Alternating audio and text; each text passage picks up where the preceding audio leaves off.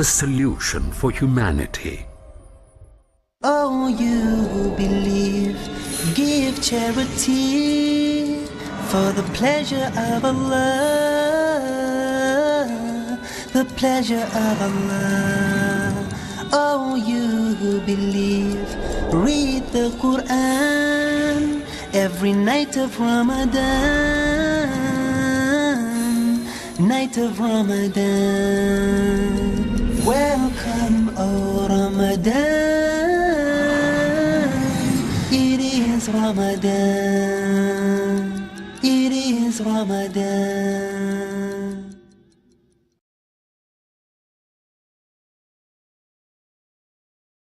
প্রিয় মুসলিম এবং অমুসলিম ভাই ও বোনেরা, আসসালামু আলাইকুম ওয়া রাহমাতুল্লাহি ওয়া বারাকাতুহু। আমাদের স্রষ্টা আল্লাহ সুবহানাহু ওয়া তাআলার দয়া, শান্তি ও রহমত আপনাদের সবার উপরে বর্ষিত হোক। এই অনুষ্ঠানে স্বাগতম। Ramzan a date with doctor Zakir. আমি আপনাদের হোস্ট ইউসুফ চেম্বার্স। আর আজকে আমাদের আলোচনার টপিক রমজান, আত্ম উন্নয়ন ও ইসলাহ দেয়ার মাস, পর্ব 1। আসসালামু আলাইকুম রহমতুল্লাহি ওয়া বারাকাতুহু। ডক্টর জাকির। ওয়ালাইকুম আসসালাম রহমতুল্লাহি ওয়া বারাকাতুহু। ডক্টর জাকির, সাধারণত আমরা প্রত্যেক অনুষ্ঠানের শুরুতেই আপনার কাছ থেকে বিভিন্ন সংজ্ঞা জেনে নেই, আর আজকের অনুষ্ঠানেও সেটা ব্যতিক্রম হবে না। আর তাই আজকের এই অনুষ্ঠানের শুরুতেই আমি আপনার কাছে একটা সংজ্ঞা জানতে চাইব যে এই আরবি শব্দ ইসলাহ, এটা কি, বিশেষ করে পবিত্র রমজান মাসের প্রেক্ষাপটে। আলহামদুলিল্লাহ, ওয়াসসালাতু ওয়াসসালাম আলা রাসূলিল্লাহ ওয়া আলা আলিহি ওয়া সাহবিহি আজমাইন, আম্মা বাদ। আউযু বিল্লাহি মিনাশ শাইতানির রাজীম। বিসমিল্লাহির রহমানির রহিম। রব্বি ইশরাহ লি সাদরি ওয়া ইয়াসসির লি আমরি ওয়াহলুল উকদাতাম মিন লিসানি ইয়াফকাহু কাওলি। আরবি শব্দ ইসলাহ এর মানে শুধরে দেয়া অথবা উন্নতি করা অথবা মেরামত করা। যখনই একজন মুসলিম অন্য মুসলিমকে শুধরে দেয় অথবা তাকে উন্নত করে, সেটাকে বলা হয় ইসলাহ। যেমন ধরেন, একজন মুসলিম কোনো ভুল করছে, হয়তো নামাজ পড়ার সময় বা ইসলাম অনুযায়ী অন্য কোনো কাজে বা যে কোনো কিছু, যদি কেউ তাকে শুধরে দেয় সেটাকে বলা হয় ইসলাহ। কোরআনে নবী শুআয়বের কথা আছে, সূরা হুদ অধ্যায় নম্বর 11 আয়াত 88। আমার একমাত্র ইচ্ছা তোমাদের উন্নতি সাধন, তোমাদের সংস্কার আমার সাধ্যে যতখানি কুলায়, আর আমি সফল হব যদি আল্লাহ সুবহানাহু ওয়া তাআলা সাহায্য করেন। আমি তার উপরে নির্ভর করি এবং তারই অভিমুখী, আল্লাহর উপর ভরসা করি, তারই সাহায্য চাই। এখানে আমরা বুঝতে পারছি শুআয়ব আলাইহিস সালাম ইসলাহ দিয়েছিলেন নিজের সম্প্রদায়কে। এছাড়াও পবিত্র কোরআনে বলা হয়েছে, সূরা নিসা অধ্যায় নম্বর 4 আয়াত নম্বর 114, বলা হয়েছে যে তাদের গোপন পরামর্শে কোনো কল্যাণ নেই, তবে তার কল্যাণ আছে যদি সে নির্দেশ দেয় দান, খয়রাত, সৎ কাজ এবং শান্তি স্থাপনের দুজন মুসলিমের মধ্যে। যদি সে এরকম কোনো কাজ করে তাহলে গোপন করার অনুমতি আছে। কেউ যদি এমন কাজ করে আল্লাহ সুবহানাহু ওয়া তাআলা সন্তুষ্টি লাভের আশায়, সে তাহলে পুরস্কার পাবে, মহাপুরস্কার। এটা বাদে সাধারণত গোপন কথা বেশিরভাগ সময় ভালো না, যদি না সেটা হয় কোনো দান, খয়রাত, সৎ কাজ অথবা দুজন মুসলিমের মধ্যে শান্তি স্থাপন করা। তাহলে আমরা বুঝতে পারছি যে আল্লাহ সুবহানাহু ওয়া তাআলা বলেছেন একজন মুসলিম সবসময় অন্য মুসলিমকে উন্নত করার চেষ্টা করবে, তাকে ইসলাহ দেবে, তাকে শুধরে দেবে। আল্লাহ পবিত্র কোরআনে বলেছেন, সূরা আলে ইমরান অধ্যায় নম্বর 3 আয়াত নম্বর 110, কুনতুম খায়রা উম্মাতিন উখরিজাত লিন-নাস। হে মুসলিম, তোমরা মানবজাতির মধ্যে শ্রেষ্ঠ উম্মত হিসেবে আবির্ভূত হয়েছ। আল্লাহ আমাদের সম্মান দিয়েছেন, আর তিনি মুসলিমদের বলেছেন খায়রা উম্মাহ, শ্রেষ্ঠ উম্মত মানবজাতির মধ্যে আবির্ভূত। আল্লাহ আরো বলেছেন তা'মুরুনা বিল মারুফি ওয়া তানহাউনা আনিল মুনকার ওয়া তু'মিনুনা বিল্লাহ। তিনি আমাদের শ্রেষ্ঠ উম্মত বলেছেন কারণ আমরা সৎ কাজের নির্দেশ দেব, অসৎ কাজে নিষেধ করব, আল্লাহকে বিশ্বাস করব। যদি সৎ কাজের নির্দেশ না দিই, অসৎ কাজে নিষেধ না করি, তাহলে আমরা খায়রা উম্মাহ বলে ডাকার যোগ্য নই, মুসলিম বলে ডাকার যোগ্য নই। তাহলে প্রত্যেক মুসলিমের দায়িত্ব হচ্ছে আমরা দেব ইসলাহ আর দাওয়া, সেই মুসলিমকে আরো উন্নত করার চেষ্টা করব। একটা হাদিস আছে আমাদের নবী সাল্লাল্লাহু আলাইহি সাল্লামের, এটার উল্লেখ আছে সহিহ মুসলিমে, খণ্ড নম্বর 1, বুক অব ফেইথ, হাদিস নম্বর 79। আমাদের নবী মুহাম্মদ সাল্লাল্লাহু আলাইহি ওয়াসাল্লাম বলেছেন, যদি মুসলিমের মধ্যে একজনও এমন কাজ হতে দেখে যেটা খুবই ঘৃণ্য, কোনো একটা খারাপ কাজ, তাহলে সে তার হাত দিয়ে থামাবে। যদি হাত দিয়ে থামানোর সামর্থ্য না থাকে তাহলে তার মুখ দিয়ে থামাবে। যদি মুখ দিয়ে থামানোর সামর্থ্য না থাকে তাহলে সে অন্ততপক্ষে মনে মনে ঘৃণা করবে, মনে মনে অভিশাপ দেবে। এটা করলে সে হবে একেবারে নিচু স্তরের মুসলিম। যদি মনে মনে ঘৃণা করেন, মনে মনে অভিশাপ দেন, তাহলে আপনি একেবারে নিচু স্তরের মুমিন। এ কারণে ইসলাম একজন মুসলিমের জীবনে খুবই গুরুত্বপূর্ণ একটা অংশ। জাজাকাল্লাহ খায়ের ডক্টর জাকির। এবারে আমাদের আজকের টপিক অবশ্যই এটা রমজান মাস, তাই প্রসঙ্গটাও রমজান। এই পবিত্র রমজান মাসকে কেন আত্ম উন্নয়ন আর ইসলাহ দেওয়ার জন্য বেছে নেওয়া হয়েছে? রমজান হচ্ছে আত্ম উন্নয়ন এবং ইসলাহ দেওয়ার সবচেয়ে সেরা মাস। কারণ আল্লাহ পবিত্র কোরআনে বলেছেন, সূরা বাকারা অধ্যায় নম্বর 2 আয়াত 183, ইয়া আইয়ুহাল্লাযিনা আমানু, হে মুমিনগণ, কুতিবা আলাইকুমুস সিয়াম, তোমাদের জন্য রোজার বিধান দেওয়া হয়েছে, কামা কুতিবা আলাল্লাযিনা মিন কাবলিকুম, যেমন বিধান দেওয়া হয়েছিল তোমাদের পূর্ববর্তীগণকে, লাল্লাকুম তাত্তাকুন, যাতে তোমরা শিখতে পারো আত্মসংযম। যদি রোজা রাখেন, প্রধান উদ্দেশ্য সেটা হচ্ছে আত্মসংযম, তাকওয়া, ন্যায়নিষ্ঠতা, ধার্মিকতা, আল্লাহকে মেনে চলা। এ ব্যাপারে আমি আগেও বলেছি যে মনোবিজ্ঞানীরা বলবেন, যদি ক্ষুধাকে নিয়ন্ত্রণ করতে পারেন তাহলে প্রায় সবগুলো আকাঙ্ক্ষাকে নিয়ন্ত্রণ করতে পারবেন। তাহলে রমজান মাসে আমরা যখন রোজা রাখি, ইনশাআল্লাহ আমাদের যেসব সীমাবদ্ধতা আছে সেগুলোকে নিয়ন্ত্রণ করতে পারবো। কারণ ক্ষুধাকে নিয়ন্ত্রণ করতে পারলে সব আকাঙ্ক্ষাকে নিয়ন্ত্রণ করা যাবে। যেসব আকাঙ্ক্ষা ইসলাম থেকে দূরে বা আল্লাহ এবং রাসূলের নির্দেশ থেকে দূরে নিয়ে যায়, এটাই সেরা সুযোগ। আর তাই রমজান হল আত্ম উন্নয়ন এবং ইসলাহ দেওয়ার মাস। একইভাবে যখন ইসলাহ দিচ্ছেন, অন্য মুসলিমকে শুধরে দিচ্ছেন, সেও হয়তো রোজা, সেটা হচ্ছে তার নিজেকে উন্নত করার শ্রেষ্ঠ সময়, নিজেকে শুধরানোর শ্রেষ্ঠ সময়। এছাড়াও আমাদের নবী মুহাম্মদ সাল্লাল্লাহু আলাইহি ওয়াসাল্লাম বলেছেন, এটা আছে মুসনাদ আহমদে, খণ্ড নম্বর 2 পৃষ্ঠা নম্বর 230, হাদিস নাম্বার 7148। আমাদের প্রিয় নবী বলেছেন যে এই পবিত্র রমজান হচ্ছে সেই মাস যে মাসে বেহেশতের দরজা খোলা থাকে, দোজখের দরজা বন্ধ থাকে, আর শয়তান থাকে শেকলে বাঁধা। শয়তান যখন শেকলে বাঁধা, তখন আপনার বিপথে যাওয়ার সম্ভাবনা কম। আপনি সরল পথে থাকবেন, সে সম্ভাবনাই বেশি। শয়তান কম প্ররোচনা দেবে। আর এ কারণেই রমজান হলো শ্রেষ্ঠ মাস সারা বছরের মধ্যে যখন ইসলাহ দিতে পারবেন। এ সময় নিজেকে উন্নত করতে পারেন দুটোই। এই সময়টাতে শয়তান তাকে কম প্ররোচিত করবে, আর যেহেতু তখন বেহেশতের দরজা খোলা থাকে, ভালো জিনিসের দিকে আপনাকে আহ্বান করবে। দোজখের দরজা তখন বন্ধ থাকে, তাহলে আপনি পাপ কাজ থেকে দূরে থাকতে পারবেন। এই হাদিসটাই ছাড়াও আছে সুনান আল নিসাইতে, বুক অব ফাস্টিং, হাদিস নাম্বার 2106, যে পবিত্র রমজান মাসে বেহেশতের দরজা খোলা থাকে, দোজখের দরজা বন্ধ থাকে, আর শয়তান থাকে শেকলে বাঁধা।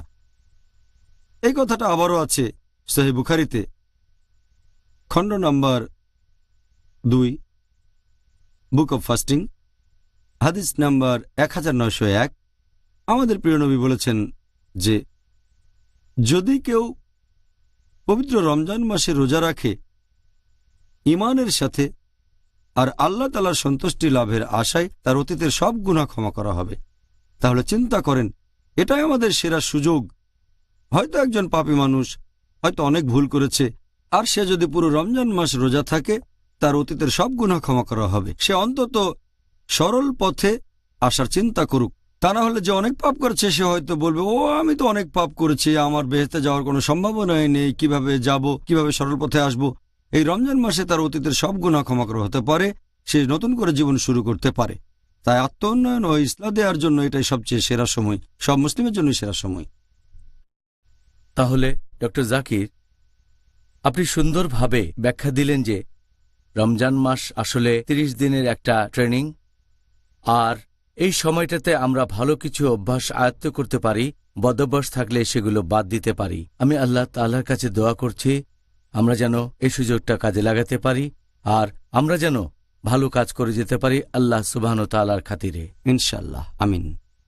এখন আপনি কি আমাদের এটা ব্যাখ্যা করে বলবেন যে বড় গুনাহ বা গুরুতর পাপ জিনিসটা আসলে কি?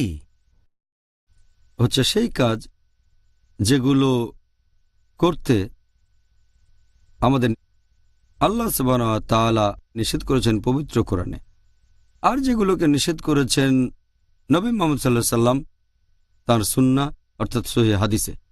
এছাড়াও ব্যাপারগুলো ব্যাখ্যা করে বলেছেন নবীর সময়ের প্রথম প্রজন্ম, তার মানে সাহাবীগণ।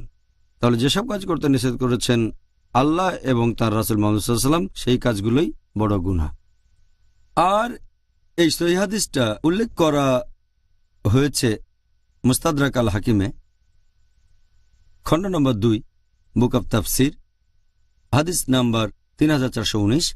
আমাদের নবী মুহাম্মদ সাল্লাল্লাহু আলাইহি ওয়াসাল্লাম বলেছেন যে আল্লাহ সুবহানাহু ওয়া তাআলা যে কাজ করতে নিষেধ করেছেন সেগুলো থেকে বিরত থাকবে, আর তিনি যেগুলো অনুমতি দিয়েছেন সেগুলো তোমরা করতে পারো। আর যেসব জিনিসের ব্যাপারে আল্লাহ চুপ রয়েছেন সেগুলো তোমাদের জন্য সুবিধা। তাই আল্লাহ তাআলার কাছ থেকে সুবিধা গ্রহণ করো। আল্লাহ সুবহানাহু ওয়া তাআলা কখনো ভুলে যান না। তারপর আল্লাহর রাসূল কোরআনের একটা আয়াত পড়লেন, সূরা মারিয়াম অধ্যায় নম্বর 19 আয়াত 64 বলা হয়েছে আল্লাহ সুবহানাহু ওয়া তাআলা কখনো ভুলে যান না। আর এই হাদিসটা আছে সহিহ বুখারীতে, খণ্ড নম্বর 4, হাদিস নম্বর 2766। আমাদের নবী সাল্লাল্লাহু আলাইহি সাল্লাম বলেছেন, তোমরা কি জানো সবচেয়ে ধ্বংসাত্মক 7টা গুনাহ কোনগুলো? তারপর নবী বললেন, এগুলো 1 নম্বর, অন্য কাউকে আল্লাহ তাআলার সাথে শরীক করা, তার মানে ইবাদত করা আল্লাহ তাআলা ব্যতীত অন্য কাউকে। 2 নম্বর, জাদুবিদ্যা প্র্যাকটিস করা, মানে ব্ল্যাক ম্যাজিক। 3 নম্বর, কোনো মানুষের জীবন কেড়ে নেয়া, যেটাকে আল্লাহ তাআলা পবিত্র করেছেন, বিনা কারণে হত্যা করা। এরপর নবী আরো বলেছেন সেটা রিবা নিয়ে, ইন্টারেস্ট বা সুদ, অনৈতিকভাবে কোনো এতিমের সম্পদ গ্রাস করা অন্যায়ভাবে। এরপর নবী আরো বলেছেন যে শত্রুর দিকে পিঠ দেখানো বা যুদ্ধক্ষেত্র থেকে পালিয়ে যাওয়া। আর 7 নম্বর, ধর্মপরায়ণ মহিলাকে অপবাদ দেয়া যে সত্যিকারের বিশ্বাসী। এই হলো 7টা ধ্বংসাত্মক গুনাহ যেগুলোর কথা নবী মুহাম্মদ সাল্লাল্লাহু আলাইহি ওয়াসাল্লাম বলেছেন। তবে ইবনে আব্বাস রাদিয়াল্লাহু আনহুকে প্রশ্ন করা হলো, এটা উল্লেখ করা হয়েছে আত-তাবরীর কমেন্ট্রিতে, খণ্ড নম্বর 4, হাদিস নম্বর 9207। ইবনে আব্বাস রাদিয়াল্লাহু আনহুকে প্রশ্ন করা হলো যে বড় গুনাহ কি 7টা? ইবনে আব্বাস রাদিয়াল্লাহু আনহু বললেন, 7-এর বদলে 70 হলো এখানে কাছাকাছি সংখ্যা। আমাদের নবী যে 7টা গুনার কথা বলেছেন এখানে শুধু বলা হচ্ছে সেই গুনার ক্যাটাগরি কি হতে পারে, এমন না যে বড় গুনাহ মাত্র 7টা, আরো অনেক আছে। এটা একটা আউটলাইন যে শিরক করা হারাম। এছাড়াও হাত পেনাল্টির নিয়ম আছে, সেটা হতে পারে ব্যভিচার, অথবা হতে পারে ব্ল্যাক ম্যাজিক প্র্যাকটিস করা, অথবা হতে পারে চুরি। নবী একটা আউটলাইন দিয়েছেন। তবে ইবনে আব্বাসের মতে তিনি বলেছেন বড় গুনাহ আনুমানিক 70টার মতো। আপনাকে অনেক ধন্যবাদ ডক্টর জাকির। প্রিয় ভাই বোনেরা, ইনশাআল্লাহ আবার দেখা হবে ছোট্ট একটা বিরতির পর। It is Ramadan. The students of Islamic International School welcome all of you. Assalamu alaikum wa rahmatullahi wa barakatuh. Al-Malikul Quddusus Salamul Mu'minul Muhaymin. M-U-S-L-I-M, I'm so blessed to be with them. M-U-S-L-I-M, I'm so blessed to be with them. Don't know about you, I know about me. I'm proud cause I'm rolling Islamically. Everywhere I see, even on TV, people talking trash about the way I be. But what they all hate is if we get great, cause we're the only ones with our heads on straight. Don't ever frown on your head looking down. If you read the Quran, you're the best in the town. M-U-S-L-I-M, I'm so blessed to be with them. M-U-S-L-I-M, I'm so blessed to be with them. Watch Little Wonders at their best. বিস্ময় শিশুরা প্রতি বুধবার সন্ধ্যা 5টায় বাংলাদেশে ও বিকেল 4:30 ভারতে। Piece TV বাংলায়।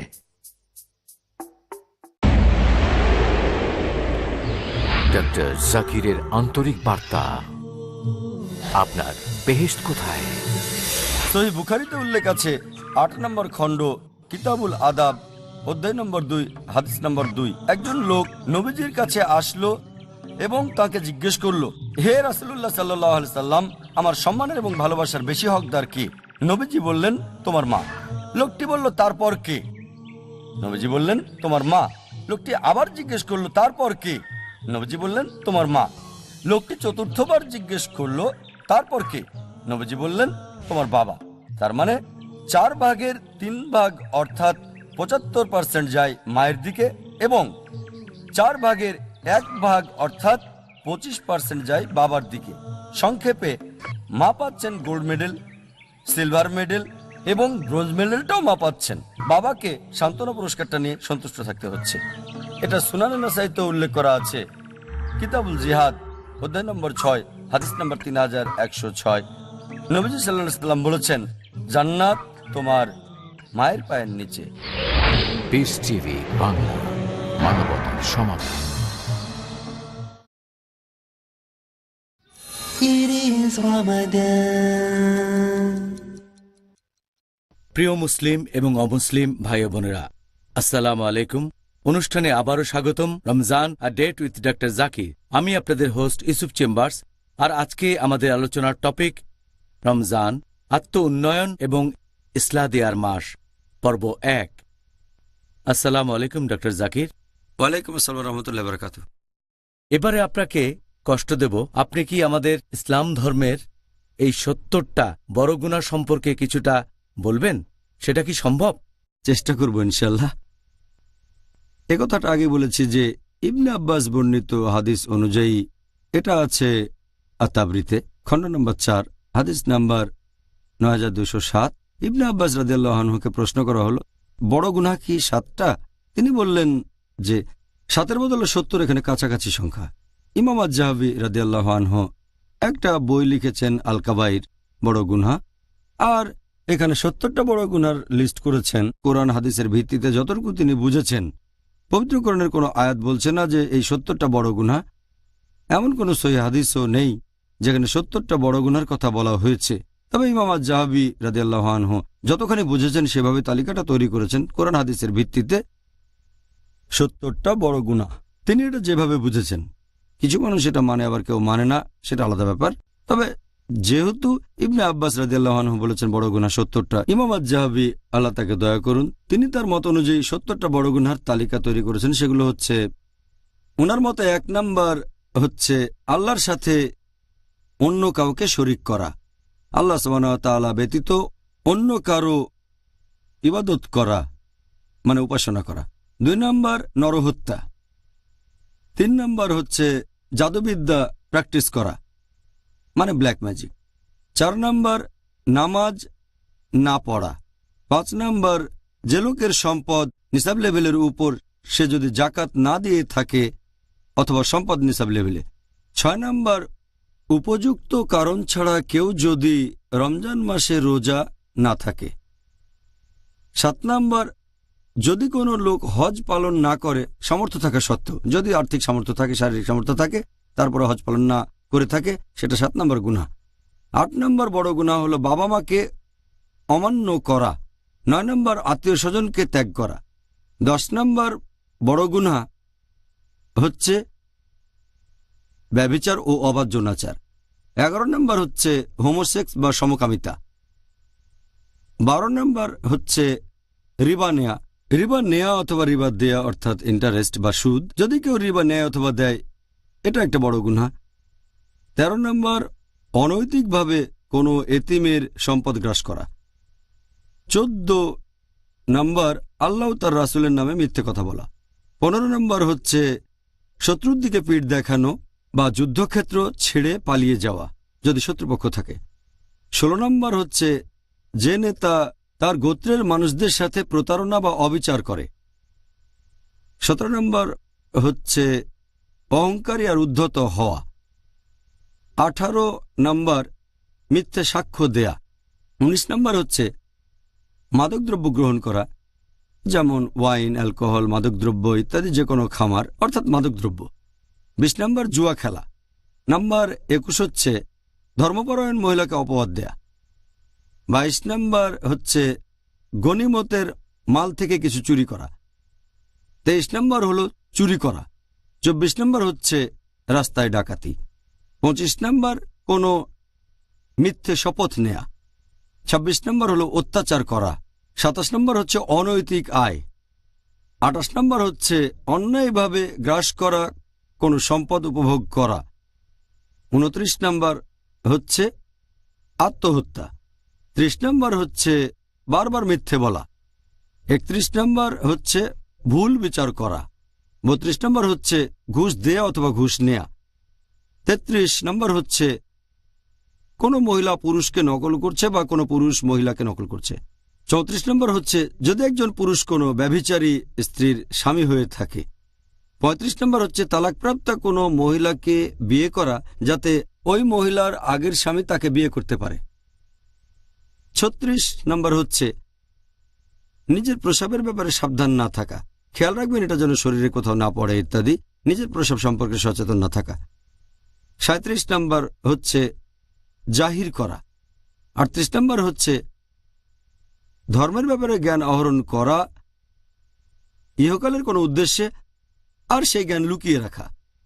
39 নম্বর হচ্ছে বিশ্বাসঘাতকতা। 40 নম্বর হচ্ছে সাহায্যের প্রতিদান না দেয়া।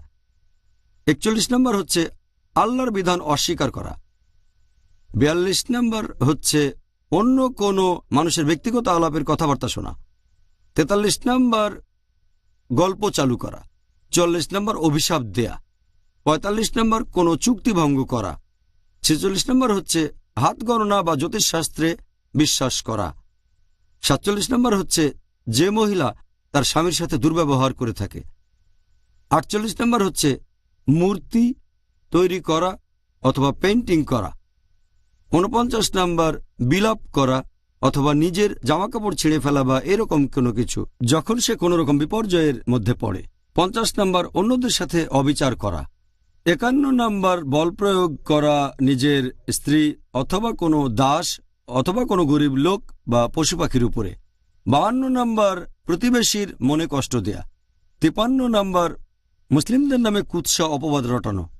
54 নম্বর মানুষকে অপমান করা আর তাদের সাথে উদ্ধত ব্যবহার করা। 55 নম্বর বড় গুনাহ ইমাম আজ-যাহাবির মতামত অনুযায়ী হচ্ছে পায়ের গোড়ালির নিচে পোশাক পরা গর্বের সাথে। 56 নম্বর পুরুষদের জন্য স্বর্ণ অথবা রৌপ্যের কোনো জিনিস। 57 নম্বর হচ্ছে যে দাস মালিকের কাছ থেকে পালাচ্ছে। 58 নম্বর এমন কোনো পশু জবাই করা যেটা আল্লাহ ব্যতীত অন্য কারো নামে উৎসর্গ হচ্ছে। 59 নম্বর হচ্ছে কোনো লোককে কারো বাবা বলা যাদের মধ্যে আসলে কোনো সম্পর্কই নেই, সম্পর্ক না থাকলে। 60 নম্বর হচ্ছে উত্তেজিত হয়ে তর্ক আর যুক্তি দেখানো। 61 নম্বর হচ্ছে অতিরিক্ত পানি দখল করে রাখা। 62 নম্বর হচ্ছে ওজন আর আকারে একটু ছোট করা। 63 নম্বর হলো আল্লাহর প্ল্যানের বাইরে নিজেকে নিরাপদ ভাবা। 64 নম্বর আল্লাহর ন্যায়নিষ্ঠ বন্ধুগণের নামে অপবাদ দেয়া। 65 নম্বর হচ্ছে জামাতে নামাজ না পড়া, যুক্তিসঙ্গত কারণ ছাড়া একা একা নামাজ পড়া। 66 নম্বর হচ্ছে নিয়মিতভাবে জুমার নামাজ মিস করা কোনো রকম যুক্তি ছাড়াই। 67 নম্বর উইলের মাধ্যমে ওয়ারিসের পাওয়া সম্পত্তি জবরদখল করা। 68 প্রতারণা আর ফন্দি করা। 69 মুসলিমদের বিরুদ্ধে শত্রুর হয়ে গুপ্তচরের কাজ করা। আর 70 নম্বর বড় গুনাহ সেটা হচ্ছে যে নবীর সাহাবিগণের নামে অপবাদ আর কুৎসা রটানো। তাহলে এই হচ্ছে 70টা বড় গুনাহ, যেগুলো তালিকা করেছেন ইমাম আজ-জাহাবি তার লেখা বই আল কাবাইর। তার মানে বড় গুনাহ, এটার ভিত্তিতে যে হাদিস সেটার বর্ণনা দিয়েছেন ইবনে আব্বাস রাদিয়াল্লাহু আনহু, যে বড় গুনাহ 70টা। এই তালিকাটা উনি বলেছেন, যেখানে কোরআন এবং হাদিসের ব্যাখ্যা করেছেন তিনি। কিছু বিশেষজ্ঞ এটার সাথে একমত যে বড় গুনাহ কি মোট 70টা নাকি 17টা নাকি 35 নাকি 70। অনেক বিশেষজ্ঞ এটার সাথে একমত নন যে কিছু কাজ বড় গুনাহ না হওয়া উচিত, ছোট গুনাহ। অনেকে বলেন এটা হয়তো কোনো গুনাহই না, বিশেষজ্ঞগণ একমত না। তবে সামগ্রিকভাবে ইমাম আজ-জাহাবি, মাশাআল্লাহ, আল্লাহ তাকে শান্তিতে রাখুন, বিখ্যাত বিশেষজ্ঞ, তিনি বড় গুনাহর এই তালিকাটা তৈরি করেছেন। তবে এটা নিয়ে মতভেদ আছে। ও জাযাকাল্লাহ খায়ের ডক্টর জাকির, আপনি পরীক্ষায় 100-এর মধ্যে 95 পেয়েছেন। ডক্টর জাকির, আমাদের দর্শকরা এতক্ষণ আপনার মুখে 70টা বড় গুনাহের কথা শুনলেন। এখন এটা কি বলবেন যে একজন কি পুরস্কার পেতে পারে যদি এই গুরুতর পাপগুলো থেকে বিরত থাকে সারা জীবন ধরে? আল্লাহ পবিত্র কোরআনে বলেছেন, সূরা নিসা অধ্যায় নম্বর 4 আয়াত নম্বর 31, যে যদি তোমাদেরকে যা নিষিদ্ধ করা হয়েছে তার মধ্যে যা গুরুতর সেগুলো থেকে বিরত থাকো, তাহলে আল্লাহ সুবহানাহু ওয়া তাআলা তোমাদের লঘুতর পাপগুলো মোচন করে দেবেন এবং সম্মানজনক স্থানে তোমাদের দাখিল করবেন। তার মানে যদি বড় গুনাহ থেকে বিরত থাকেন, আল্লাহ সুবহানাহু ওয়া তাআলা আপনার ছোট ছোট পাপগুলো সব মুছে দেবেন। তার মানে আপনাকে বেহেশতে জায়গা দেবেন। আল্লাহ এটা আবার বলেছেন সূরা শুরা অধ্যায় নম্বর 42 আয়াত নম্বর 37। আল্লাহ বলেছেন যে যদি তোমরা বিরত থাকো গুরুতর পাপ ও অশ্লীল কাজ থেকে, এবং তারা যখন কারো উপর রেগে যায় কিন্তু তারপরও ক্ষমা করে, এখানে বলা হচ্ছে তাদের কথা যারা বেহেশতে যাবেন। এরপর পবিত্র কোরআনে আছে সূরা নাজম অধ্যায় নম্বর 53 আয়াত নম্বর 32, যদি তুমি বিরত থাকো গুরুতর পাপ থেকে, বড় গুনাহ থেকে ও অশ্লীল কার্যকলাপ থেকে, আর যদি তখন ছোটখাটো অপরাধ করো, ছোট গুনাহ, নিশ্চয়ই আল্লাহ সুবহানাহু ওয়া তাআলা পরম দয়ালু ও ক্ষমাশীল। তার মানে যদি আপনি বড় গুনাহ থেকে বিরত থাকেন আর তারপরও যদি ছোটখাটো অপরাধ করে ফেলেন, ইনশাআল্লাহ আল্লাহ আপনাকে ক্ষমা করবেন, আপনি বেহেশতে যেতে পারবেন।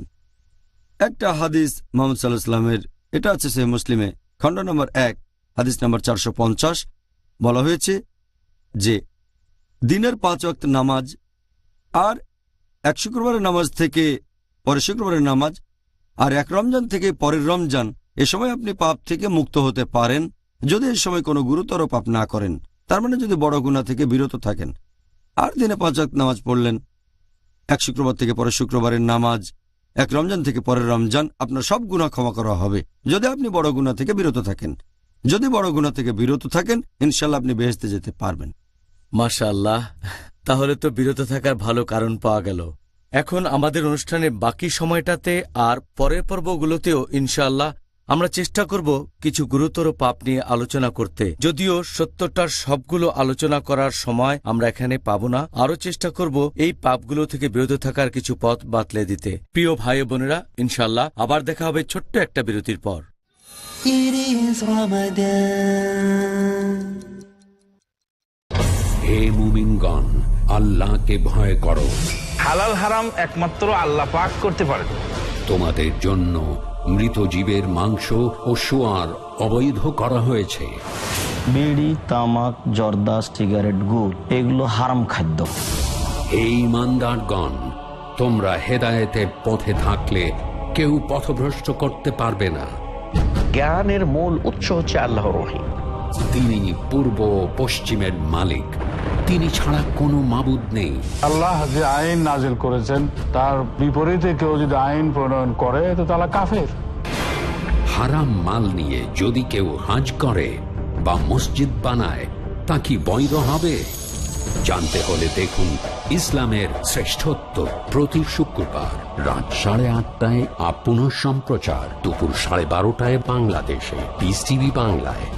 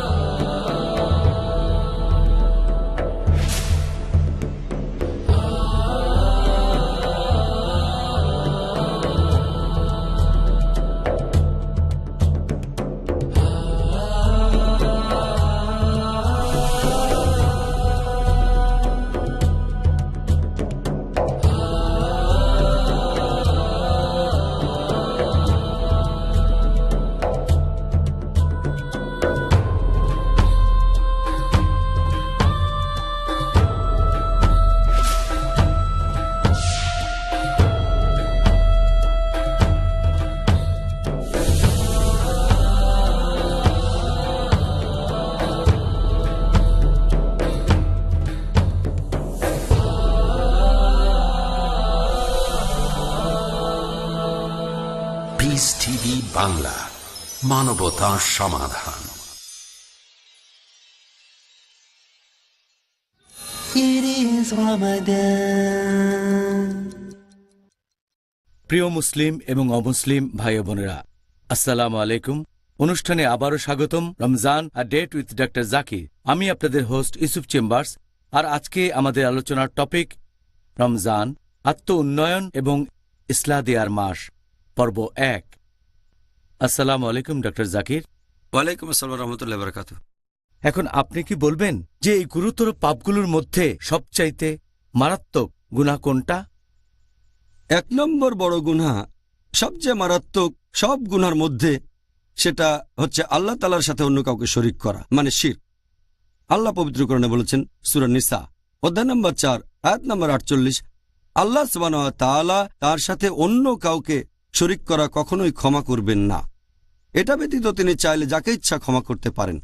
আল্লাহ কথাটা আবারও বলেছেন সূরা নিসা অধ্যায় নম্বর 4 আয়াত নম্বর 116, আল্লাহ সুবহানাহু ওয়া তাআলা নিশ্চয়ই তার সাথে অন্য কাউকে শরীক করা কখনোই ক্ষমা করবেন না।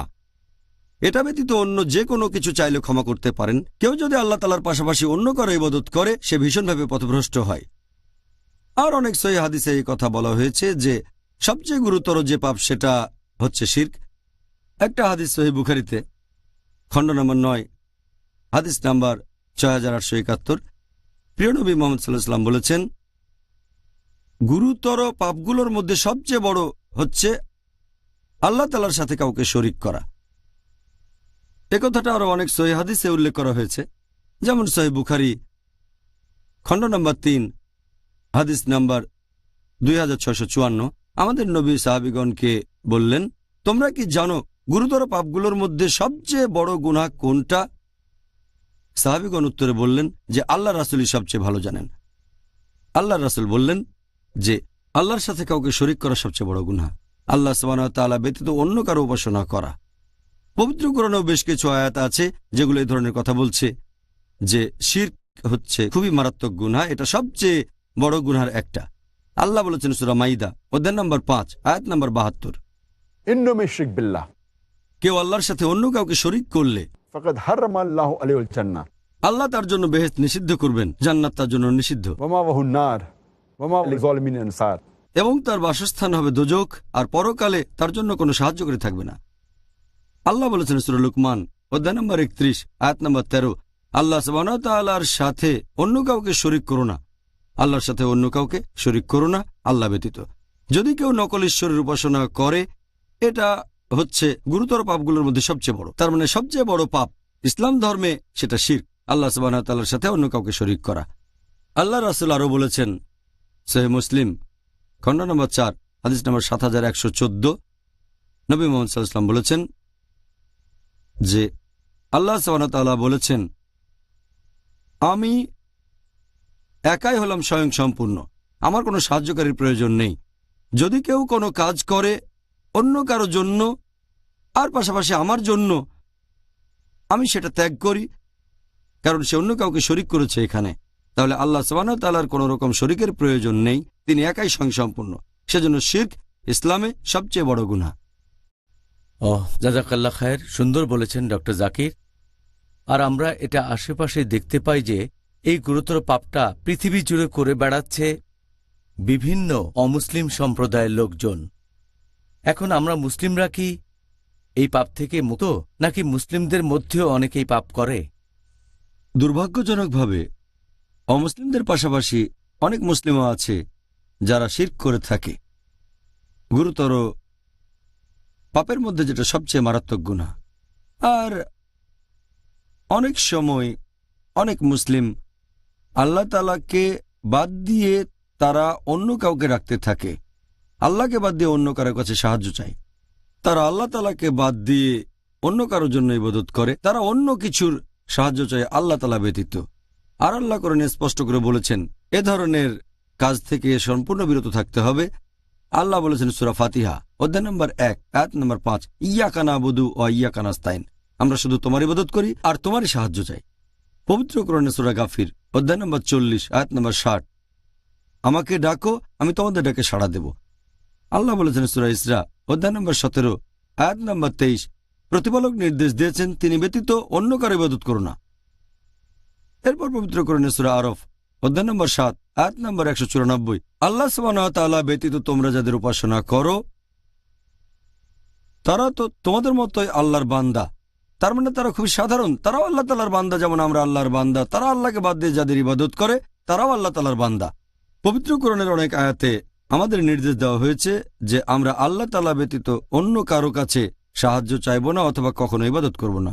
আল্লাহ বলেছেন সূরা আহকাফ অধ্যায় নম্বর 46 আয়াত নম্বর 5, নিশ্চয়ই সেই ব্যক্তি বিভ্রান্ত যে আল্লাহ সুবহানাহু ওয়া তাআলার পরিবর্তে এমন কিছুকে ডাকে যা কিয়ামতের দিন পর্যন্ত সাড়া দিতে পারবে না, এছাড়া তারা সে প্রার্থনা সম্পর্কে অবহিত নয়। আল্লাহ বলেছেন সূরা হজ অধ্যায় নম্বর 22 আয়াত নম্বর 73, তোমরা অন্য যাদের উপাসনা করো বা ইবাদত করো আল্লাহ সুবহানাহু ওয়া তাআলা ব্যতীত, যদি তারা সবাই একত্রিত হয় তারপরও তারা একটা মাছিও সৃষ্টি করতে পারবে না। মানুষকে সৃষ্টি করে সাহায্য করা তো পরের কথা, তারা একটা মাছিও সৃষ্টি করতে পারবে না। আর মাছি যদি তাদের কিছু ছিনিয়ে নেয় সেটা তারা ফিরিয়ে আনতেও পারবে না। প্রার্থনাকারী কত দুর্বল, যাদের প্রার্থনা করে তারাও কত দুর্বল। আল্লাহর রাসূল বলেছেন, এটা আছে সহিহ বুখারীতে খণ্ড নম্বর 6 হাদিস নম্বর 4497, আল্লাহর রাসূল বলেছেন, যদি কেউ আল্লাহ ব্যতীত অন্য কারো ইবাদত করতে করতে মারা যায় আর মৃত্যুর আগে তওবা না করে তাহলে তাকে অবশ্যই দোজখের আগুনে পুড়তে হবে, সে দোজখে যাবে একেবারে নিশ্চিত। তাহলে যদি কেউ শিরক করে আর মুশরিক অবস্থায় মারা যায় সে দোজখের আগুনে পুড়বে। আর এটা দুর্ভাগ্যজনক যে মুসলিমদেরও অনেকে এ ধরনের গুনার কাজ করে থাকেন। এছাড়া আরেকটা কাজও শিরকের মধ্যে পড়ে, সেটা যদি কোনো পশুকে হত্যা করা হয় আল্লাহ ব্যতীত অন্য কারো নাম নিয়ে, এটাও আসলে পরোক্ষভাবে শিরক। আর অনেক মুসলিম দুর্ভাগ্যজনকভাবে এই ধরনের কাজ করে থাকে যেটা আসলে শিরক। যেমন কোনো মুসলিম হয়তো নতুন বাড়ি কিনলো, তারপর সেখানে একটা পশু কোরবানি দিল কোনো জিনের নামে, সেই জিন হয়তো বাড়িটা দখল করে আছে তাই প্লিজ, অথবা গর্ত খুঁড়ে পশু জবাই করলো কোনো জিনের নামে। এই কাজগুলো আগে পরে কখনো ইসলাম ধর্মে ছিল না। আর আল্লাহ পবিত্র কোরআনে বলেছেন, সব মিলিয়ে 4টা আয়াতে আছে। সূরা বাকারা অধ্যায় 2 আয়াত নম্বর 173, সূরা মাইদা অধ্যায় 5 আয়াত 3, সূরা আনাম অধ্যায় 6 আয়াত 145 এবং সূরা নাহল অধ্যায় 16 আয়াত 115। হুরমাত আলাইকুমুল মাইতুতু ওয়াদ-দামু ওয়া লাহমুল খিনজির ওয়া মা উহিল্লা লিগাইরিল্লাহ বি, তোমাদের জন্য হারাম খাদ্য, মৃত বস্তু, রক্ত, তারপর শূকর মাংস এবং যে পশু জবাই করার সময় আল্লাহ ব্যতীত অন্য কারো নাম নেওয়া হয়েছে। যদি এমন কিছু খান যেটা জবাই করার সময় আল্লাহ ব্যতীত অন্য কারো নাম নেওয়া হয়েছে, যেটা শিরকের সমান, সেটা হারাম। যদি কোনো পশু জবাই করতে গিয়ে আল্লাহ ব্যতীত অন্য কারো নাম নিয়ে থাকেন সেটা হবে শিরক, এটা ইসলাম ধর্মে নিষিদ্ধ। আল্লাহ বলেছেন সূরা আলে ইমরান অধ্যায় নম্বর 3 আয়াত নম্বর 160, আল্লাহ সাহায্য করলে কে তোমাদের পরাজিত করবে, আর আল্লাহ সাহায্য না করলে এমন কি আছে যে তোমাদের সাহায্য করবে। তাই মুমিনগণ আল্লাহ সুবহানাহু ওয়া তাআলার উপরে নির্ভর করুক। আমরা সম্পূর্ণভাবে ভরসা করব শুধুমাত্র আল্লাহ তাআলার উপর, শুধু তার কাছে, অন্য কারো কাছে না। আর আল্লাহ বলেছেন সূরা কাউসার অধ্যায় নম্বর 108 আয়াত নম্বর 2, ফাসাল্লি লিরাব্বিকা ওয়ানহার, তোমার প্রতিপালকের উদ্দেশ্যে নামাজ পড়ো ও কোরবানি করো। কোরবানি দেবেন শুধুমাত্র আল্লাহ তাআলার জন্য, নামাজ পড়বেন শুধুমাত্র আল্লাহ সুবহানাহু ওয়া তাআলার জন্য। আমাদের প্রিয় নবী মুহাম্মদ সাল্লাল্লাহু আলাইহি ওয়াসাল্লাম বলেছেন, এটা আছে সহিহ মুসলিমে খণ্ড নম্বর 3 হাদিস নম্বর 4878, আমাদের প্রিয় নবী বলেছেন যে আল্লাহ তাকে অভিশাপ দেন যে আল্লাহ ব্যতীত অন্য কারো নামে পশু কোরবানি দিয়ে থাকে। দুর্ভাগ্যজনকভাবে কিছু মুসলিম পরোক্ষভাবে এই গুরুতর পাপের সাথে জড়িত আছে, যেটা ইসলামের সবচেয়ে বড় গুনাহ, এটা হচ্ছে শিরক। আল্লাহ সুবহানাহু ওয়া তাআলা আমাদের সামর্থ্য দিন, আমরা যেন এই মাসে নিজেদেরকে শুধরাতে পারি। আর এটাই শ্রেষ্ঠ সময়, আমরা যদি কোনো পাপের সাথে জড়িত থাকি, হোক বড় গুনাহ বা ছোট গুনাহ, আমরা সেটা শুধরাতে পারি। আর যদি কোনো মুসলিম ভাই এমন ভুল করে থাকে তাকে ইসলাহ দিতে পারি, কারণ শয়তানের সময় সে কোলে বাঁধা থাকে। এটাই সেরা সময় সত্যকে গ্রহণ করার জন্য। সত্য থেকে বিচ্যুত হওয়ার সম্ভাবনা কম, আর খুতুয়াত শয়তানও এ সময় কম। আর রোজা থাকার কারণে আমাদের তাকওয়া অনেক উঁচুতে থাকবে। আল্লাহ সবাইকে সঠিক পথে রাখুন, আমিন আমিন। বিশেষ করে এই মাসে অবশ্যই প্রিয় ভাই বোনেরা, ইনশাআল্লাহ আবার দেখা হবে ছোট্ট একটা বিরতির পর।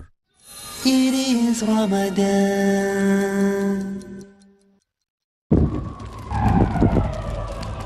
Dialogue. Discussion. Debate. Rebuttal. Conclusion. Eliminate misconceptions about religion. Get enlightened. Witness Dr. Zakir Naik in a battle of words. দেখুন সম্মুখ সমরে প্রতি বৃহস্পতিবার রাত 9টায় বাংলাদেশে ও রাত 8:30টায় ভারতে। পিস টিভি বাংলায়। বিদ্যে, কোরআনের বিদ্যা হচ্ছে মূল বিদ্যা। ইসলামের অপর নাম হলো জানা, আর এর বিরোধী নিয়ম নীতির নাম হলো জাহেলিয়াত, না জানা। নিশ্চয় শিক্ষিত মানুষই আল্লাহকে ভয় করে। যে বিদ্যা না হক হক বুঝে না, সত্য মিথ্যা বুঝে না, সেটা মূলত বিদ্যা নয়। যে বিদ্যা আল্লাহর সত্তাকে খুঁজে বের করতে পারে, যে বিদ্যা জাহান্নামকে ভয় করতে পারে, মূলত সেটাই বিদ্যা। আসুন জ্ঞান অর্জনের মাধ্যমে জান্নাতের কাছাকাছি যাই। দেখুন ফাজাইলে আমল। পরবর্তী অনুষ্ঠান পিস টিভি বাংলায়। It is Ramadan. প্রিয় মুসলিম এবং অমুসলিম ভাই বোনেরা, আসসালামু আলাইকুম। অনুষ্ঠানে আবারও স্বাগতম। Ramzan a date with doctor Zakir. আমি আপনাদের হোস্ট ইউসুফ চেম্বার্স। আর আজকে আমাদের আলোচনার টপিক রমজান, আত্ম উন্নয়ন এবং ইসলাহ দেয়ার মাস, পর্ব 1। আসসালামু আলাইকুম ডক্টর জাকির। ওয়ালাইকুম আসসালাম রহমতুল্লাহ বারাকাতুহু। ডক্টর জাকির, গুরুতর পাপগুলোর তালিকা আপনি বলেছিলেন যে অন্যায়ভাবে নিরীহ মানুষ হত্যা করা হচ্ছে অন্যতম একটা গুরুতর পাপ। কিন্তু দুর্ভাগ্যজনকভাবে মিডিয়া প্রচার করছে যে মুসলিমরা নিরীহ মানুষ হত্যা করাকে সমর্থন করে আর নিজেরাও তাই করে। আপনি কি এই ব্যাপারটা সম্পর্কে ইসলামিক দৃষ্টিভঙ্গিটা একটু ব্যাখ্যা করবেন? নিরীহ মানুষ হত্যার ব্যাপারে ইসলাম ধর্ম কি বলে? আল্লাহ সুবহানাহু ওয়া তাআলা স্পষ্ট করে বলেছেন সূরা মাইদা অধ্যায় নম্বর 5 আয়াত নম্বর 32 যে কেউ যদি অন্য কোনো মানুষকে হত্যা করে, সেটা যদি হত্যার অপরাধ বা বিশৃঙ্খলা সৃষ্টির অপরাধে না হয়, তাহলে সে যেন পুরো মানব জাতিকে হত্যা করল। কোরআন একেবারে স্পষ্ট বলছে, যদি কোনো মানুষ, হোক মুসলিম বা অমুসলিম, অন্য কোনো মানুষকে হত্যা করে, হোক মুসলিম বা অমুসলিম, সেটা যদি হত্যার অপরাধ বা বিশৃঙ্খলা সৃষ্টির অপরাধে না হয়, তাহলে সে যেন পুরো মানব জাতিকেই হত্যা করল। তাহলে কোনো নিরীহ মানুষকে হত্যা করা, এটা ইসলাম ধর্মে নিষিদ্ধ। আর মিডিয়া প্রচার করে যে ইসলাম নিরীহ মানুষকে হত্যা করতে বলে, তারপর সন্ত্রাস ইত্যাদি, এই পুরোটাই হচ্ছে ভুল ধারণা।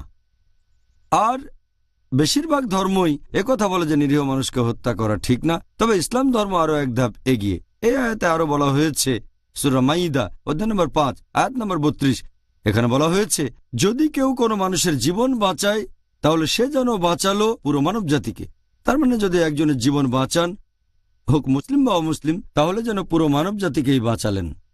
তাহলে ইসলাম শুধুমাত্র নিরীহ মানুষ হত্যা করাকে নিন্দা করে না, অন্য মানুষের জীবন বাঁচাতে উৎসাহিত করে। আল্লাহ আরও বলেছেন সূরা আনাম অধ্যায় নম্বর 6 আয়াত নম্বর 151, কারো জীবন কেড়ে নিও না যেটাকে আল্লাহ তাআলা করেছেন পবিত্র, যদি না সেটা সঠিক আর আইনসম্মত হয়। তার মানে আপনি যদি কাউকে হত্যা করেন, নিরীহ মানুষকে, নিরীহ মানুষদের মারতে পারবেন না। তারপরও কেউ যদি মানুষ খুন করে থাকে, তখন ব্যাপারটা নিশ্চয়ই এরকম না যে লোকজন তার উপর প্রতিশোধ নেবে। এমন না যে লোকটাকে ধরে তারা মেরে ফেলবে, আমরা দেব তাকে আইনের কাছে। দেশটা ইসলামিক হলে বিচার হবে ইসলামিক আদালতে, বিচার করবেন কাজী, এবং এই কাজী সেখানে রায় দেবেন। মৃত্যুদণ্ড পাওনা হলে তাকে তাই দেওয়া হবে। এমন না যে মুসলিমরা তাদের নিজের হাতে আইন তুলে নেবে, তারা যাবে ইসলামিক আদালতে, দেশটা যদি ইসলামিক হয়, অথবা সে দেশের আদালতে। আর সাধারণভাবে এটা আগেও বলেছি যে নিরীহ কোনো মানুষকে হত্যা করা ইসলাম ধর্মে নিষিদ্ধ। আর এই একই কথা বলেছেন আমাদের নবী মুহাম্মদ সাল্লাল্লাহু আলাইহি সাল্লাম। এটা আছে সহিহ বুখারীতে খণ্ড নম্বর 9 হাদিস নম্বর 6871।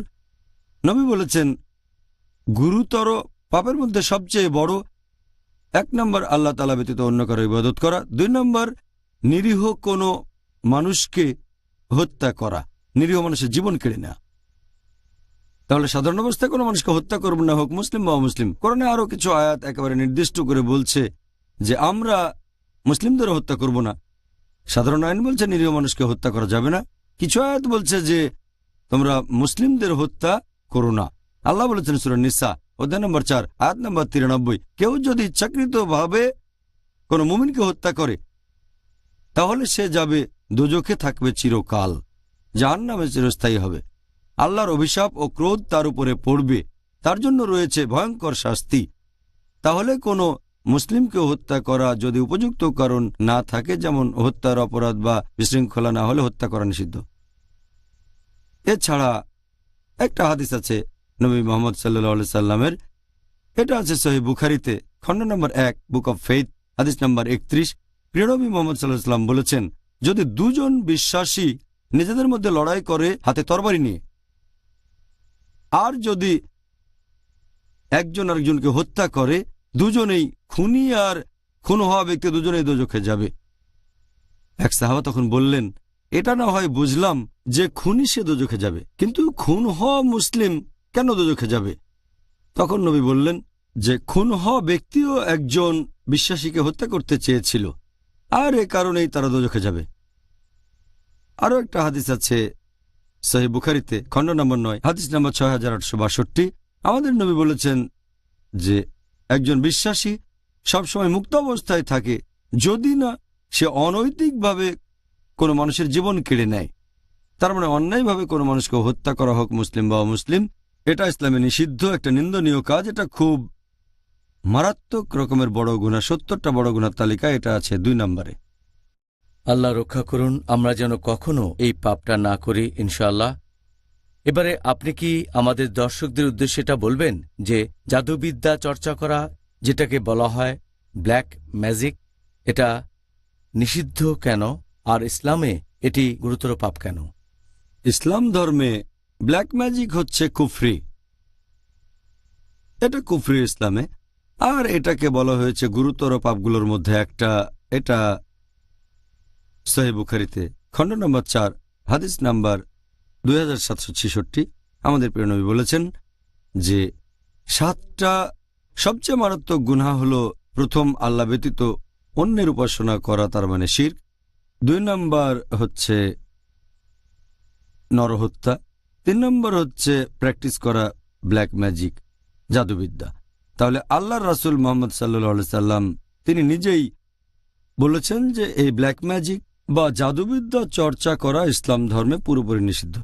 আর আল্লাহ পবিত্র কোরআনে বলেছেন সূরা বাকারা অধ্যায় নম্বর 2 আয়াত নম্বর 102 যে এই শিক্ষা তাদের ক্ষতি সাধন করবে, আর এতে করে তাদের কোনো উপকার হবে না। এই ব্ল্যাক ম্যাজিক শুধু ক্ষতিই ডেকে আনে, এতে করে কারোরই কোনো লাভ হয় না। এরপর পবিত্র কোরআনে সূরা তাহা অধ্যায় নম্বর 20 আয়াত নম্বর 64 বলা হয়েছে যে এই সব জাদুকরেরা তাদের যত দক্ষতায় থাকুক কখনোই সফল হতে পারবে না, কখনোই সফল হবে না, সে তাদের যতই দক্ষতা থাকুক। এছাড়া পবিত্র কোরআনে সূরা বাকারা অধ্যায় নম্বর 2 আয়াত নম্বর 102 যে সুলাইমান আলাইহিস সালাম কুফরি করেননি, বরং শয়তানরা তারাই সেখানে কুফরি করেছিল, কারণ তারা জাদুবিদ্যা প্র্যাকটিস করত। আর অন্যান্য জিনিস যেগুলো পাঠানো হয়েছিল ব্যাবিলন শহরে 2 ফেরেশতার কাছে, হারুত ও মারুত, তবে এই 2 ফেরেশতা তারা কখনোই কুফরি করেনি, কখনোই অবিশ্বাস করেনি, তারা কখনো জাদুবিদ্যা প্র্যাকটিস করেনি, বরং সবসময় মানুষকে বলতেন আমরা এখানে এসেছি পরীক্ষার স্বরূপ, এটা পরীক্ষা, তাই তোমরা অবিশ্বাস করো না এবং জাদুবিদ্যা প্র্যাকটিস করো না। তাহলে জাদুবিদ্যা ইসলাম অনুযায়ী এটা কুফরি, আর কোনো লোক জাদুবিদ্যা প্র্যাকটিস করলে তার শাস্তি হবে মৃত্যুদণ্ড।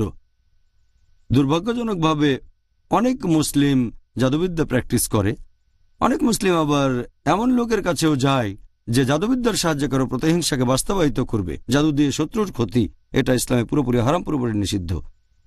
দুর্ভাগ্যজনকভাবে কিছু মুসলিম তাদের উপর জাদু করা হলে তারা কোনো জাদুকরের কাছে যায়, সেই জাদু থেকে বাঁচার জন্য জাদুকরকে অনুরোধ করে।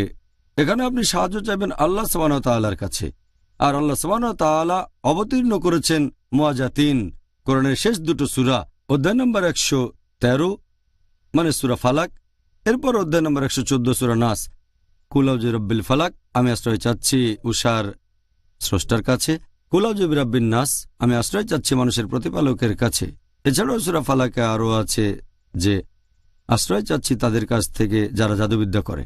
তারপর সূরা নাস অধ্যায় 114, যারা কুমন্ত্রণা দেয় মানুষের অন্তরে। এই সূরা দুটো নাজিল করা হয়েছে বিশেষ করে এই জাদুবিদ্যা বা ব্ল্যাক ম্যাজিকের বিরুদ্ধে রক্ষা কবচ হিসেবে। তাহলে জাদুবিদ্যা বা ব্ল্যাক ম্যাজিক ইসলামের অনুযায়ী গুরুতর পাপগুলোর মধ্যে একটা, আর প্রত্যক্ষ বা পরোক্ষভাবে জাদুবিদ্যার সাথে জড়িত হওয়া নিষিদ্ধ। জাযাকাল্লাহ। ডক্টর জাকির, এবার আপনার কাছে অনুষ্ঠানের শেষ প্রশ্ন। বাবা মাকে সম্মান করার ব্যাপারে ইসলাম ধর্ম আমাদের কি বলছে? এটা আগেই বলেছি, বাবা মাকে সম্মান না করা এটা 8 নম্বরে সেই 70টা গুরুতর পাপের তালিকায় যেটা করেছেন ইমাম আয-যাহাবী। বাবা মাকে অসম্মান করা একটা গুরুতর পাপ। সেজন্য পবিত্র কোরআনে অনেক আয়াত আছে আর সহিহ হাদিস যেখানে বাবা মার প্রতি সম্মান দেখানোকে যথেষ্ট গুরুত্ব দেওয়া হয়েছে। আল্লাহ পবিত্র কোরআনে বলেছেন সূরা ইসরা অধ্যায় নম্বর 17 আয়াত নম্বর 23 ও 24, আল্লাহ বলেছেন যে তোমাদের নির্দেশ দিয়েছি আল্লাহ ব্যতীত কারো উপাসনা করবে না, আর বাবা মার সাথে সদ্ব্যবহার করো। যদি তাদের একজন বা দুজনই বার্ধক্যে উপনীত হয়, তাদের কোনোরকম ধমক দিয়ে কথা বলো না, উপশব্দটাও করো না। তাদের সম্মান করে কথা বলবে, তাদেরকে মমতার ডানা দিয়ে তুমি ঢেকে রাখো। প্রভুর কাছে দোয়া করো, তাদের দয়া করো যেভাবে তারা আমাকে লালন পালন করেছেন। তার মানে বাবা মার যদি বয়স হয়ে যায়, একজন বা দুজন তাদেরকে উপশব্দটাও বলতে পারবেন না। এছাড়াও পবিত্র কোরআনে বলা হয়েছে সূরা আনাম অধ্যায় নম্বর 6 আয়াত নম্বর 151 যে আল্লাহ বলেছেন বাবা মার প্রতি সদ্ব্যবহার করো। আর আল্লাহ কোরআনে অনেকগুলো আয়াতে বলেছেন বিশেষ করে মা। আল্লাহ বলেছেন সূরা নিসা অধ্যায় নম্বর 4 আয়াত নম্বর 1 তোমাকে ধারণ করা গর্ভকে শ্রদ্ধা করো। আল্লাহ বলেছেন সূরা লুকমান অধ্যায় 31 আয়াত নম্বর 14 আমি মানুষকে তার পিতামাতার প্রতি সদাচরণের নির্দেশ দিয়েছি। অনেক কষ্ট সহ্য করে মা সন্তানকে গর্ভে ধারণ করে আর 2 বছরে তার দুধ ছাড়ানো হয়। আল্লাহ বলছেন সূরা আকাব অধ্যায় নম্বর 46 আয়াত নম্বর 15 আমি মানুষকে নির্দেশ দিয়েছি পিতামাতার প্রতি সদ্ব্যবহার করতে। কষ্ট নিয়ে মা সন্তানকে ধারণ করে আর কষ্টের সাথে প্রসব করে। এখানে আল্লাহ বলেছেন বাবা মাকে সম্মান করো, বিশেষ করে মাকে। এছাড়াও অনেক হাদিস বলছে মাকে সম্মান করো। এটা আছে সহিহ বুখারীতে খণ্ড নম্বর 8 বুক অব আদাব বুক অব ম্যানার্স অধ্যায় নম্বর 2 হাদিস নাম্বার 5971। এক লোক নবী সাল্লাল্লাহু আলাইহি সাল্লামের কাছে এসে প্রশ্ন করল, এই পৃথিবীতে কাকে সবচেয়ে বেশি সাহচর্য দেব? নবী বললেন তোমার মাকে। লোকটা বলল এরপর কাকে? নবী আবার বললেন তোমার মাকে। লোকটা প্রশ্ন করল এরপর কাকে দেব? নবী আবারও বললেন তৃতীয়বার তোমার মাকে। লোকটা প্রশ্ন করল এরপর কাকে দেব? তখন নবী বললেন তোমার বাবাকে। তার মানে 75% বা 4 ভাগের 3 ভাগ সাহচর্য পাচ্ছে মা, আর 25% বা 4 ভাগের 1 ভাগ বাবা। এক কথায় মা পাচ্ছে গোল্ড মেডেল, সে পাচ্ছে সিলভার মেডেল, এছাড়াও পাচ্ছে ব্রোঞ্জ মেডেল, আর বাবাকে শুধু সান্ত্বনা পুরস্কার নিয়ে সন্তুষ্ট থাকতে হচ্ছে। এই হলো ইসলামের শিক্ষা। বাবা মাকে সম্মান দেখানোর কথা যদি বলেন, আর মা পাচ্ছে 3 গুণ বেশি সাহচর্য, বাবার তুলনায় 3 গুণ বেশি সাহচর্য পাচ্ছে। এছাড়া আরও একটা হাদিস আছে সহিহ বুখারীতে খণ্ড নম্বর 4 হাদিস নাম্বার 3004। এক লোক নবীর কাছে আসলো, তারপর সে নবীর কাছে জিহাদে যাওয়ার অনুমতি চাইল আল্লাহ তাআলার খাতিরে লড়াই করা যুদ্ধক্ষেত্রে। নবী তাকে বললেন তোমার বাবা মা আছেন? সে বলল হ্যাঁ। নবী বললেন যাও তোমার বাবা মাকে এখন সেবা করো। এখানে বলা হচ্ছে যে বাবা মার সেবা করা, মা বাবার প্রতি দায়িত্ব পালন করা, এটার গুরুত্ব জিহাদ করার চেয়েও বেশি, আল্লাহ তাআলার খাতিরে লড়াই করার চেয়েও বেশি। যদি বাবা মার প্রয়োজন হয় তাদের সেবা করা জিহাদ করার চেয়েও গুরুত্বপূর্ণ, অর্থাৎ আল্লাহ সুবহানাহু ওয়া তাআলার খাতিরে যুদ্ধ করা। একই কথা আছে সহিহ বুখারীতে খণ্ড নম্বর 8 বুক অব আদাব হাদিস নাম্বার 5970। এক লোক প্রশ্ন করল যে কোন কাজটা আল্লাহ তাআলার কাছে সবচেয়ে প্রিয়? নবী তখন বললেন যে 5 ওয়াক্ত নামাজ আদায় করা যত তাড়াতাড়ি সম্ভব। লোকটা বলল এরপর কোন কাজটা আল্লাহর কাছে সবচেয়ে প্রিয়? নবী বললেন বাবা মার প্রতি দায়িত্বশীল হওয়া। লোকটা বলল এরপর কোন কাজটা? নবী বললেন আল্লাহ তাআলার পথে লড়াই করা, জিহাদ করা।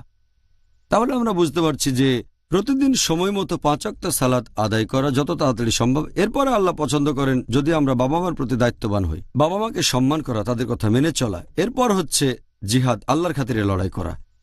এটা আছে মুসনাদ আহমদে হাদিস নাম্বার 5372। নবী বলেছেন 3 ধরনের মানুষ কখনো বেহেশতে যেতে পারবে না। 1 নাম্বার যারা মাদকদ্রব্য গ্রহণ করে, 2 নম্বর যে তার বাবা মার কথা অমান্য করে, আর 3 নম্বর যে তার পরিবারের পক্ষ থেকে কোনো লজ্জাকর কাজ করে থাকে। এই 3 ধরনের লোক বেহেশতে যেতে পারবে না। তাহলে বাবা মাকে অসম্মান করা এটা হচ্ছে ইসলাম ধর্মে গুরুতর পাপগুলোর মধ্যে একটা। জাজাকাল্লাহ খায়ের। আরও একবার ডক্টর জাকির নায়েক এই সুন্দর উত্তরের জন্য আমরা অনেক কিছু জানতে পেরেছি। আমাদের ভাই ও বোনদের যারা এই অনুষ্ঠানটা দেখছেন, দর্শকরা এখন বুঝতে পারবেন যে আগামী 10 দিনে তাদের কি কি করা উচিত। ইনশাআল্লাহ তারা এই কথাগুলো সেই ভাই বোনদের মধ্যে ছড়িয়ে দেবেন যারা আজকের অনুষ্ঠানটা দেখেননি। জাজাকাল্লাহ খায়ের।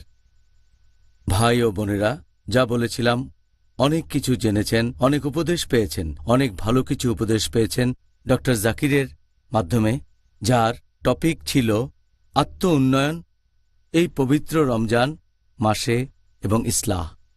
আশা করব ভাই ও বোনেরা আপনারা এই উপদেশগুলো আপনাদের কাজে লাগাবেন।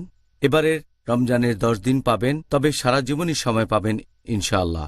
আর ডক্টর জাকিরের উপদেশ অনুযায়ী ইসলাম ধর্মের মণিমুক্তা নিজের জীবনে প্রয়োগ করবেন। এই পবিত্র রমজানের বাকি 10টা দিনও আমরা আপনার সাথে থাকব ইনশাআল্লাহ। তাহলে আগামীকাল ভাই ও বোনেরা আবার দেখা হবে একই সময়ে।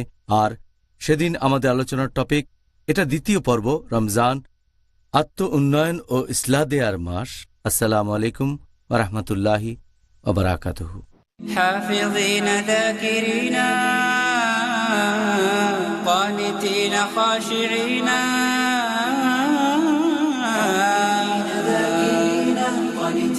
خاشعين مسلمين مؤمنين للإله عابدين.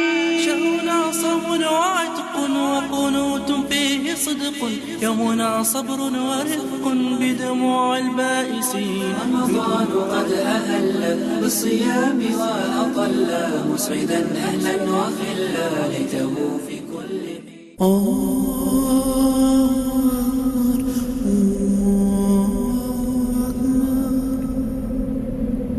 أشهد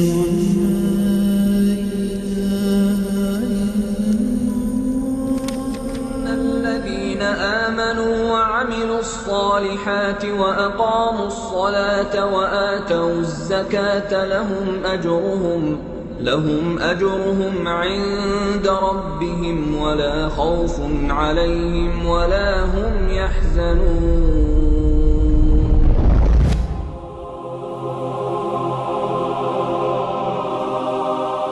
আসসালামু আলাইকুম। ওয়ালাইকুম সালাম। আসসালামু আলাইকুম। আমি আমাদের এই ধর্মের আসল সৌন্দর্য অন্যদের কাছে ছড়ানোর জন্য চেষ্টা করছি, কিন্তু দুর্ভাগ্যবশত আমি ইসলামের বাণী ছড়ানোর কোনো উপায় খুঁজে পাইনি। আমার কাছে এর সমাধান আছে। যেহেতু আমি কোনো আলিম নই, তাই আমি বেছে নিয়েছি পিস টিভিকে, একটি আন্তর্জাতিক খ্যাতি সম্পন্ন ইসলামিক টেলিভিশন চ্যানেল। একটা টেলিভিশন চ্যানেলকে কি জাকাত দেওয়া যাবে? হ্যাঁ সত্যি, যদি এটা হয় non profit Islamic television channel piece TV নয়, কেন নয়? পৃথিবীর বড় বড় আলেমগণের নিকট থেকে ফতোয়া এসেছে যা বলে যে জাকাত দেওয়া যাবে কোনো অলাভজনক ইসলামিক স্যাটেলাইট টেলিভিশন চ্যানেলকে, যার মূল লক্ষ্য হচ্ছে ইসলামের সঠিক বাণী ছড়িয়ে দেওয়া। পিস টিভির সাথে থাকুন।